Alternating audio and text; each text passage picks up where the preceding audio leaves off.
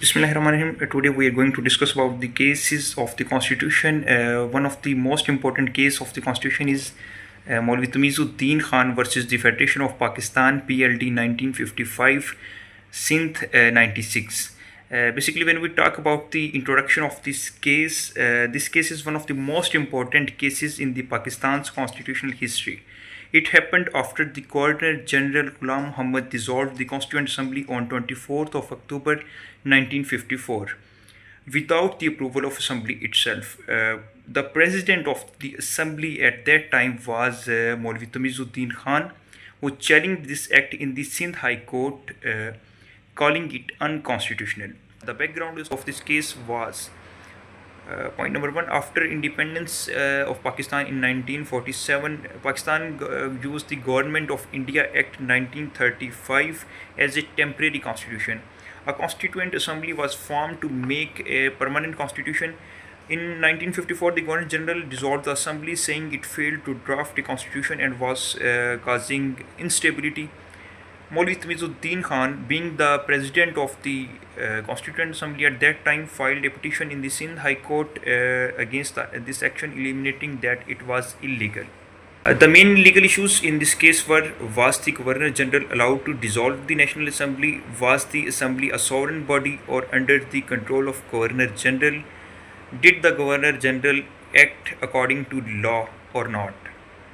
Arguments made by Maulvi Tamizuddin Khan were: the Constituent Assembly was sovereign, meaning it had full authority and could not be dissolved by the Governor General.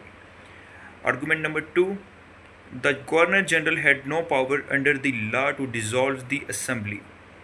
Point number three: the action violated the rule of law and democratic principles. Sindh High Court's judgment. The Sindh High Court, led by Chief Justice Constantine, gave the decision in the favor of Maulvi Tamizuddin Khan.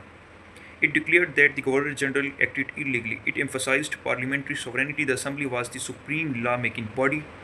Limits on the executive power. The Governor General must follow the law and the rule of law and judicial review that the courts can check the executive actions. Now talking about important principles from this case, sovereignty of the Assembly. The Constituent Assembly had the final say in legislative matters. Point number two: limits on the Governor General. He could not act beyond the powers given to him by law. And the principle number three is that judiciary as a guardian of constitution. The courts have a role in protecting the constitution. Number four is supremacy of the constitution.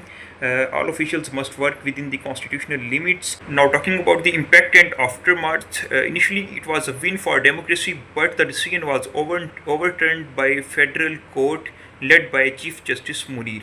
Basically the decision was given by the 5 judges, and it was a majority of 4-1. The federal court used the doctrine of necessity to say that the Governor General's action was valid. This gave future rulers a legal excuse to break constitutional rules, especially during military takeovers. Long-term effects of this case were that empowered judiciary at first, but later weakened by the federal court's reversal, set a dangerous precedent, allowed the unconstitutional actions to be justified in the name of necessity, showed the need for a clear constitution to prevent the misuse of power.